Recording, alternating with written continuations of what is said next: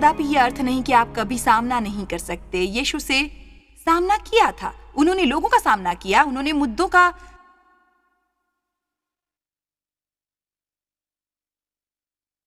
सामना किया, फिर भी लोगों को प्रेम किया। आपको सीखना होगा कि हर एक से जीवन में अपेक्षा न करें, ऐसा पूर्ण नहीं कोई। यूहन्ना 2:24-25 में एक शास्त्र वचन है जो मेरे लिए बड़ा अर्थ रखता है। परमेश्वर के साथ चलने, विशेष तौर पे ये सीखने में कि लोगों के साथ कैसा व्यवहार करना है। जानते हैं, हमारी सेवकाई में 900 लोग से भी ज्यादा कर्मचारी हैं विश्व भर में, और जब आप 900 लोगों के साथ व्यवहार करते हैं तो हमेशा कोई ना कोई ऐसा करता है जिससे आप क्रोधित हो।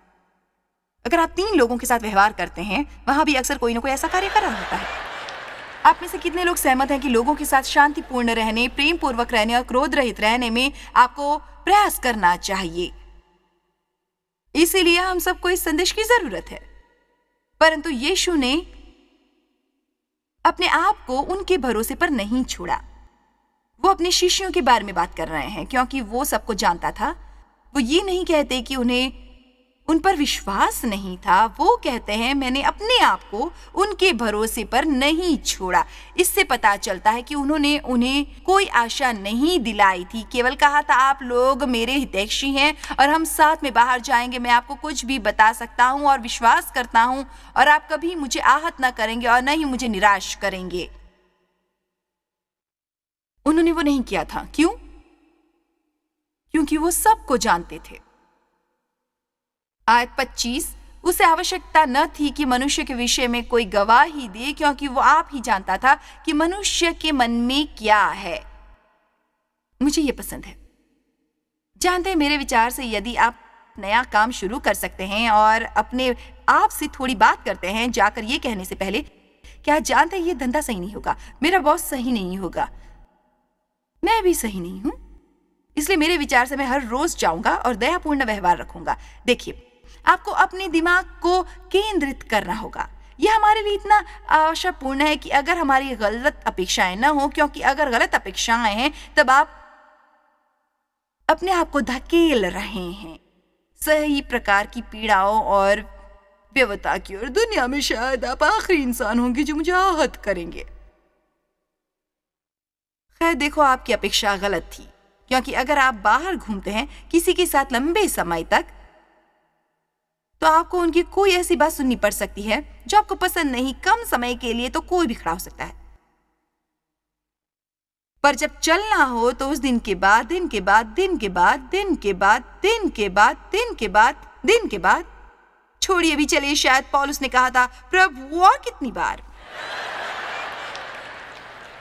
ये मेरा स्वयं का व्यक्तिगत विचार है। मुझे लगता है पौलुस को यूहन्ना से समस्याएं थी, क्योंकि मैं पौलुस के व्यक्तित्व को जानती हूँ। मैं बाइबल में कोई नया अध्याय नहीं लिखने जा रही, पर सुनिए, मैं पौलुस के व्यक्तित्व को जानती हूँ और मुझे पता है जब पतरस ने कहा था मैं ऐसा शिष्य हूँ जिसे यीशु प्रेम करते हैं, मैं अभी बता सकती हूँ कि पौलुस के लिए ये झटका था। मैं देख सकती हूँ कि यूहन्ना ने क्या डिनर के समय कहना सीखो, वही हूँ जिससे वो प्रेम करता है। मैं शर्त लगा सकती हूँ कि पतरस फौरन रोशनी बुझाता चाहेगा। ये केवल मेरी राय है। मेरा मतलब, ये शिष्य 3 वर्ष के लिए एक साथ थे, रात और दिन। उन्होंने एक दूसरे के साथ कितनी बातें की। अब जितना किसी के आसपास रहते हैं उतनी ही उनकी त्रुटियां नजर आती हैं। इसलिए आपको प्रार्थना आरंभ करनी होती है पवित्र आत्मा के साथ, दया की मनोवृत्ति विकसित करनी होती है लोगों की त्रुटियों के प्रति। शिष्य बखेड़ा खड़ा कर रहे थे और यीशु ने लगातार क्षमा कर रहे थे। कौन महान है, इस पर वो वाद विवाद कर रहे थे। वे सोने में खो जाते थे जब यीशु को उनके 1 घंटे की प्रार्थना की आवश्यकता होती। पतरस ने यीशु को 3 बार नकार दिया और फिर भी यीशु ने उस पर दया की। पुनरुज्जीवन की सुबह उन्होंने कहा, जाकर मेरे शिष्यों और पतरस से कहो। नाम से पुकारा जाने वाला केवल पतरस था। जाओ और मेरे शिष्यों से कहो, ओ हाँ, और पतरस को भी। मैं उस पर दीवानी नहीं हूँ, वो अभी भी समूह में है। भले ही उसने 3 बार नकार दिया। जानते हैं क्यों? जानते हैं यीशु उन शिष्यों पर दीवानी क्यों नहीं थी? क्योंकि दया समझती है क्योंकि पीछे क्या है। कानून सिर्फ देखता है लोग क्या करते हैं, पर परमेश्वर उसके परे देखता है कि हम क्या करते हैं और क्यों करते हैं। इसलिए हम इतने धैर्यवान हो सकते हैं हमारे दीर्घकालीन कष्ट और अपने घाव भरने तक।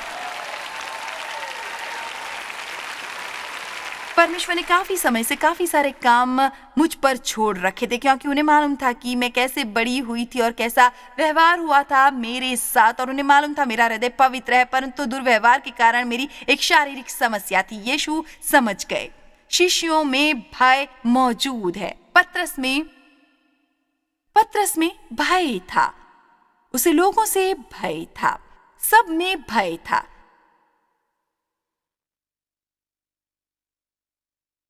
दया देखती है क्योंकि पीछे क्या है। जानते यीशु मुकाबले के बावजूद दयालु हैं, क्योंकि सबसे खराब वस्तुओं में से एक है क्षमा न कर पाना। यह आपकी प्रार्थना को बेकार कर देती है, परमेश्वर के साथ आपकी मैत्री को बेकार कर देती है, यह आपके अभिषेक को घात पहुंचाती है, शैतान के लिए द्वार खोल देती है, शारीरिक तौर पर बीमार कर देती है।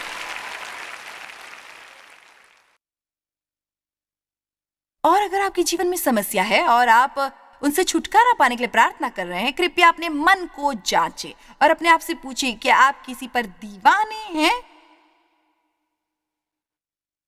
बाइबल कहती है जब आप भेंट वेदी पर लाते हैं, यदि आपके भाई की आपके प्रति शिकायत है तो आपकी भेंट को परमेश्वर प्रस्तुत करने से पहले अपने भाई के साथ समझौता कीजिए, उसके बाद वापस आकर भेंट दीजिए। मुझे नहीं लगता कि दिल में क्रोध रखकर हम परमेश्वर की उपासना कर सकते हैं। यह उपयुक्त उपासना नहीं है।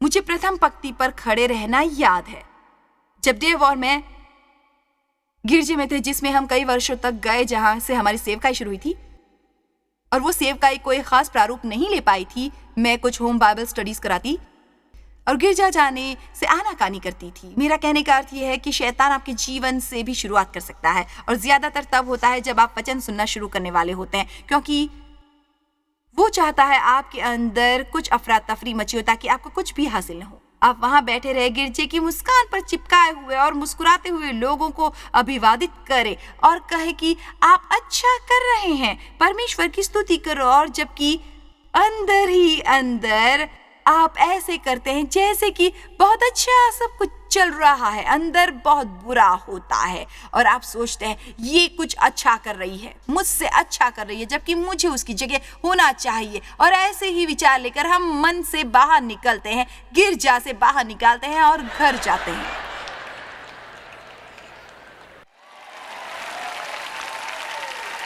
और ये मन में छुपा व्यक्ति जिसके प्रति परमेश्वर चिंतित है, प्रदर्शित नहीं जो हम प्रस्तुत करते हैं, बल्कि मन में छुपा व्यक्ति।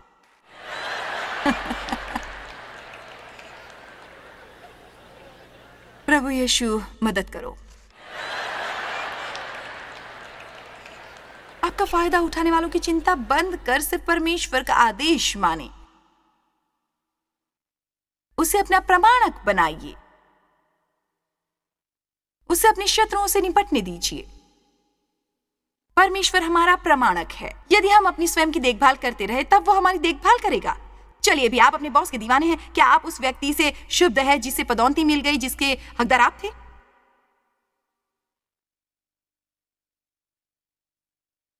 क्या अभी भी आप अपने माता पिता जो अब 80 के हैं से शुद्ध है, जिससे आप अभी भी कॉल नहीं करते?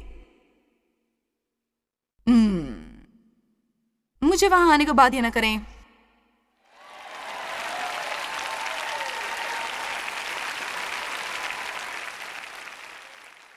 चलिए दयाशील व्यवहार के कुछ लक्षणों का जायजा लेते हैं ताकि हम जान सके क्या है। अब वहां दया की भेंट है, मेरे पास नहीं।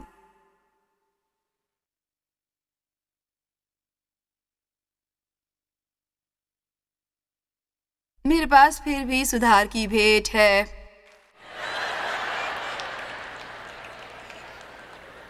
दया की भेंट बेहद सुंदर हो सकती है, पर आप उसके साथ केवल खेल रहे हैं। खैर, मुझे तो उसे सीखना है, मुझे इसे ओढ़ना है, और अक्सर मुझे दिन में कई बार उसे ओढ़ना पड़ता है। और मैं आपको बता रही हूँ क्योंकि मैं चाहती हूँ कि आप जानें, क्योंकि आप वैसे नहीं बनाए गए हैं, पर यह आपकी सीखने और विकसित करने की जिम्मेदारी से आपको दूर नहीं कर देती कि आप पवित्र आत्मा से दयालु व्यवहार न पा सके। हमें गिरजा ओढ़ना है, हमें यीशु मसीह का स्वभाव ओढ़ना है। चूंकि बचपन में आपके साथ दुर्व्यवहार हुआ, चूंकि आपको डर है कि लोग आपके साथ अच्छा व्यवहार नहीं करेंगे, ये बहाने का कारण नहीं हो सकता कि आप उन सुंदर व्यवहारों को विकसित न करें जिन्हें यीशु मसीह चाहते हैं। दयालु इंसान किसी की त्रुटियों का इजहार बिना किसी कारण नहीं करेगा। मैं आपको बताती हूँ कि खराब समाचार यीशु के शरीर के माध्यम से जंगल की आग की तरफ फैलते हैं। हमें मीडिया की आवश्यकता नहीं।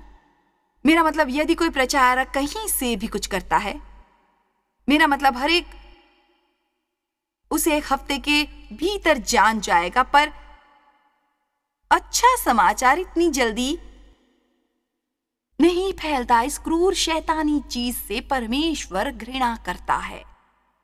सबसे पहले हमें उस खराब रिपोर्ट पर ध्यान नहीं देना चाहिए जब तक कि उसे 2 या 3 विश्वसनीय गवाहों से न सुन ले, और दूसरे हमें पूरा वृत्तांत जब तक कि मालूम नहीं हो जाता, और तीसरे बाइबल के अनुसार प्रेम हमेशा हर व्यक्ति के सर्वश्रेष्ठ पर विश्वास करता है। मेरे बारे में भी विगत में कई झूठ बोले गए जो बिल्कुल भी सच नहीं थे, और मैंने सेवकाई के मित्रों और भागीदारों की प्रशंसा की थी जिन्होंने कहा था हमें इस पर विश्वास नहीं, हम उस पर यकीन नहीं करते। ऐसा क्यों होता है कि खराब चीजों पर हम सहसा विश्वास कर लेते हैं और दूसरों को बताने को बेताब रहते हैं? यह हमारे शरीर में उपस्थित क्रूर चीज है जिससे हमें बाहर निकलना है। हमें पवित्र आत्मा के साथ चलना चाहिए और हमेशा वो करना चाहिए। आमीन।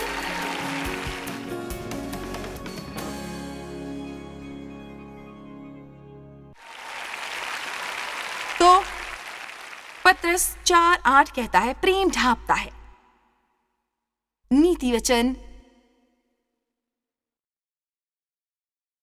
10:12 कहता है, बैर से झगड़े उत्पन्न होते हैं, पर प्रेम से सब अपराध ढप जाते हैं। जानते यूसुफ एक सुंदर काम करता था, इससे उसका चरित्र पता चलता है। आखिर जब उसे अपने भाइयों से बताना पड़ा कि वो कौन है, तो वहां और भी बहुत सारे लोग थे जब वो यूसुफ से मिलने आए भोजन के लिए।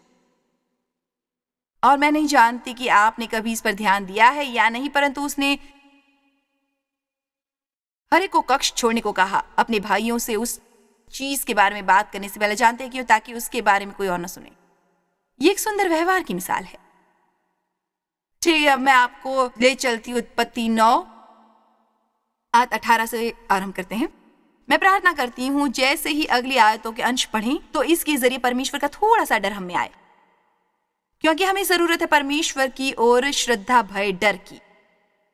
मेरे विचार से ये एक ऐसी वस्तु है जो व्यक्ति को सही करने के लिए बाध्य करेगी, भले ही उन्हें ऐसा महसूस न हो। मैं दावे से कह सकती हूँ यही एक चीज है जो ईसाइयों के जीवन से गुल है। हम अधिकतर परमेश्वर से भी सुपरिचित हैं। आप कभी भी परमेश्वर का भय किसी गलत तरीके से न मानेंगे, पर आपको जानना होगा परमेश्वर क्या है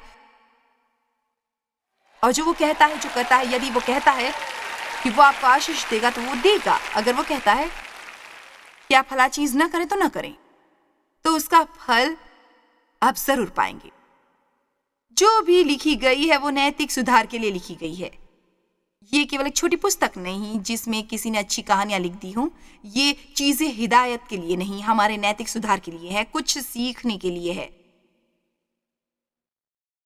उत्पत्ति 9:18, ओ नूर के पुत्र जो जहाज से निकले थे वे शेम, हाम और येपेत थे, और हाम कनान का पिता हुआ। बाद में पैदा नूह के 3 पुत्र यही हैं और इनका वंश सारी पृथ्वी पर फैल गया। नूह किसानी करने लगा, उसने दाख की बारी लगाई और वो दाख मधु पीकर दीवाना हुआ और अपने तंबू के भीतर नंगा हो गया। अब नूह इस जगह पर लंबे समय से था। उसे लगा ये समय पार्टी का है। उसने कुछ अंगूर उगाए और दाख मधु बनाई। मियार से ज्यादा पी गया। प्रकट रूप से वो दीवाना हुआ क्योंकि वो अपने तंबू के भीतर नंगा हो गया। निश्चय करने के लिए कि आप मेरे साथ हैं। अब इसे देखिए, तब कनान के पिता हाम ने अपने पिता को नंगा देखा और बाहर जाकर अपने दोनों भाइयों को बताया। तुमको यकीन नहीं आएगा कि पिताजी क्या कर रहे हैं। वो कुत्ते की तरह दीवाने और वहां बिल्कुल नंगे पड़े हैं।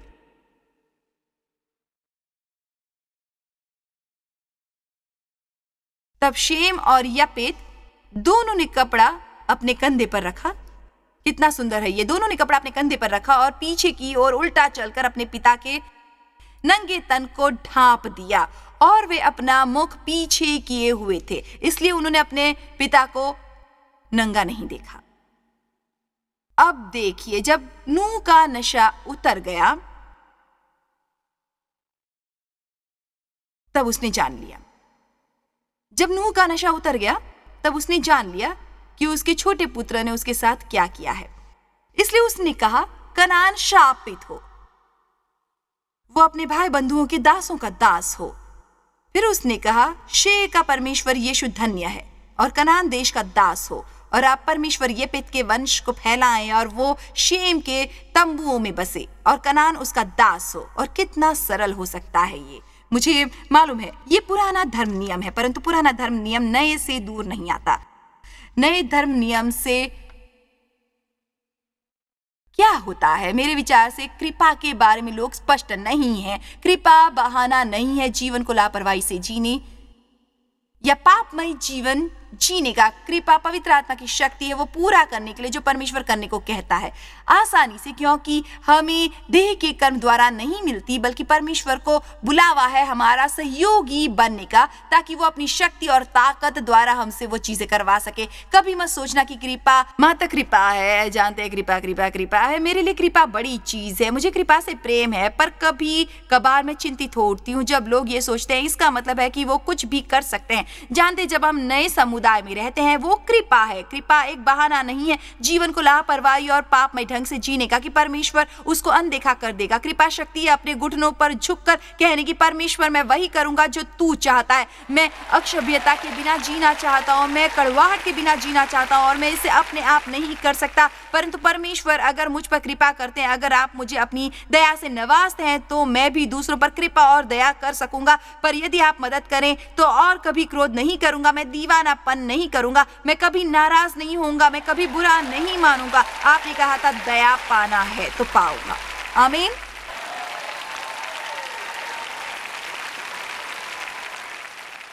दूसरी चीज जो बाइबल कहती है मत्ती 18 में, यदि तुम में और तुम्हारे भाई के बीच कुछ है, यदि तुम्हारे भाई ने कोई त्रुटि की है, पहले सब कहें, पहले अकेले में जाओ। ये कभी नहीं कहती कोई त्रुटि करे। आप 14 आदमियों से पूछिए वो क्या सोचते हैं। पहले अपने भाई के पास अकेले जाओ और दोनों बातचीत करके उसे सुलझाओ। फिर ये आगे कहती है, यदि वो न सुने 2 या 3 जन को अपने साथ ले जाओ। यदि वो फिर भी न सुने तो उसे गिरजा ले जाओ। वहां एक आदेश है जिसे चीजों को सुलझाया जाता है। बाइबल कभी भी नहीं कहती कि आप लोगों के दुर्व्यवहार को यूं ही नजरअंदाज करते रहे, वो क्षमा ही है। इस संदेश को गलातियों 6:1 से मुझे समापन करने दे। हे भाइयों, यदि कोई मनुष्य कोई भी किसी अपराध में पकड़ा जाए तो जो आत्मिक हो, ये हम हैं, ठीक है, जो जिम्मेदार है और आत्मा द्वारा नियंत्रित है, यह धार्मिक होने का अर्थ। नम्रता के साथ ऐसे को संभालो। अब हमें कोई समस्या नहीं उसके संभालो वाले हिस्से के साथ। हाँ, मैं भी यही चाहती हूं प्रभु, उसे संभालो। पर तब ये कहती है ऐसे को संभालो, और इसका अर्थ उसे यूं संभालो जैसा वो आपकी नजर में है, जैसा संभालो। और ये बेहद सुंदर है। उसे आत्मिक होकर निर्भाव संभालो, बड़ी नम्रता के साथ, और अपनी भी चौकसी रखो कि तुम भी परीक्षा में मत पड़ो। इसलिए करने के लिए सबसे श्रेष्ठ चीज है, जब कोई ऐसा करे जिससे वास्तव में आहत हो, बनस्बत दीवाना होने और दौरे पड़ने के, और उन्हें इसके लिए भुगतान करने को मजबूर करें और कई दिनों तक अपने जीवन से निकाल दे। आप समझदार बने और कहे क्या जानते हैं, मैं नहीं चाहता हम में से कोई समस्या से जूझे। मैंने भी अपने जीवन में बहुत सारी बेकार की चीजें की हैं। कई बार लोग हमें आहत करते हैं पर उन्हें पता भी नहीं होता कि उन्होंने क्या किया था। उनका दिन ही बुरा होता है। मेरी बेटी एक दिन ड्रग स्टोर के सामने लाइन में लगी थी प्रिस्क्रिप्शन लेने के लिए और क्लर्क ऐठन वाला अभिनय कर रही थी, मेरा मतलब नीच सन की सस्ते कमीने की तरह। और वो आगे बढ़ते हुए सोच रही थी मैं जब वहां पहुंचूंगी, अगर वो मेरे साथ ऐसे बात करेगी तो मैं मैनेजर को बता दूंगी, मैं मैनेजर तक जाऊंगी। और मैं और परमेश्वर ने उसे याद दिलाया कि वो अपनी कार में मेरी किताबें लेकर घूमती है जिन्हें समस्या है उन्हें देने को। और परमेश्वर ने उससे कहा लाइन से बाहर जाओ, अपनी लाइन छोड़ दो, उसे किताब दो और हालात को अलग तरीके से संभालो। आप नहीं जानते कि उसके जीवन में क्या चल रहा है इस वक्त। हो सकता है कि उसे उसके पति ने छोड़ दिया और शायद बच्चों से नाराज हो। आप नहीं जानते उसके जीवन में क्या चल रहा है जो उसे इस तरह मजबूर कर रहा है। ये देखिए, दया के पीछे क्या ढूंढती है। और वो चली गई। उसने कहा जानती हो, जब वो अनंत वहां फिर उठी, उसने कहा जानती हो मैं बता सकती हूँ कि आपका दिन खराब है। और उसने कहा मैं बताना चाहती हूँ कि परमेश्वर आपसे प्रेम करता है। और मेरी मॉम की किताब जो मैं आपको देना चाहती हूँ, जानती हैं क्या, मेरे ख्याल से बेहतर तरीके से झगड़ा करने के लिए, है ना? है ना? ठीक है, ये मजाक नहीं है पर ये मैं इसे ऐसे कहूंगी। आप इसे कितने, मेरा इशारा किस ओर है? आप जान ही गए होंगे, है ना? आप सोच रहे हैं ओ नहीं मोहतरमा, मैं खड़ी होकर सबके सामने नहीं दीवानी साबित होना चाहती। खैर, आप जानते हैं बाइबल कहती है अपनी त्रुटियों को स्वीकारो एक दूसरे के सामने, इससे आपके मन और मस्तिष्क को शांति स्थापित होगी। यदि आप क्षमा कर सके किसी को, अगर आप किसी पर क्रोधित हैं, अगर आप लंबे समय से क्रोधित हैं, अगर आप आज ही क्रोध में आए हैं, अगर आप गुस्सैल इंसान हैं, अगर आप गर्म मिजाज वाले इंसान हैं, अगर आप जख्मी इंसान हैं और आपने आज ये संदेश सुना है, मेरा मतलब सही मायनों में सुना है, शुक्रिया। धन्यवाद यीशु। अब जानते हैं ये ऐसा ही होगा, भले ही मैं कहीं भी हूं। ऐसा कुछ है जो मैं चाहती हूं आप करें बिना शोर गुल, परंतु मैं चाहती हूं आप एक नजर अपने चारों ओर डालें और देखिए कि कितने लोग खड़े हैं। मैं ये बताऊंगी ये क्यों करना है, आप मेरी ओर देखें। मैं कुछ बताने जा रही हूं, यही वो कारण है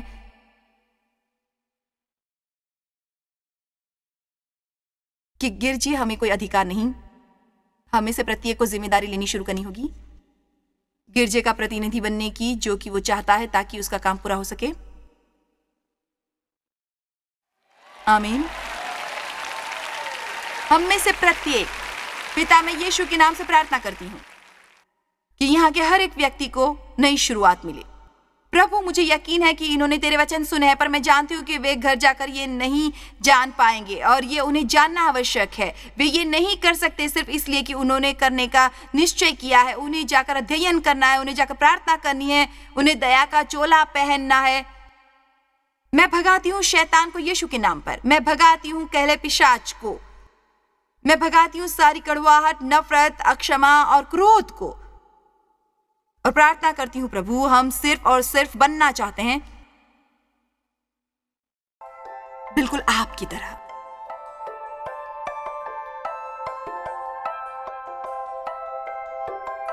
जितना अधिक समय हम लोगों के साथ बिताएंगे उतने ही अवसर प्राप्त होंगे उन्हें आहत करने के, उनके अपने दोषों के प्रकट होने के। हमें आवश्यकता है लोगों के असफलता प्रति दयालु व्यवहार सिखाने की, ये ध्यान रखते हुए कि हमें भी जीवन में कभी न कभी इसी दया की आवश्यकता पड़ सकती है। हम सच में प्रगाढ़ संबंध बनाना चाहते हैं और इसे करने का मार्ग है फौरन क्षमा कर देना। परमेश्वर का आशीष बना रहे।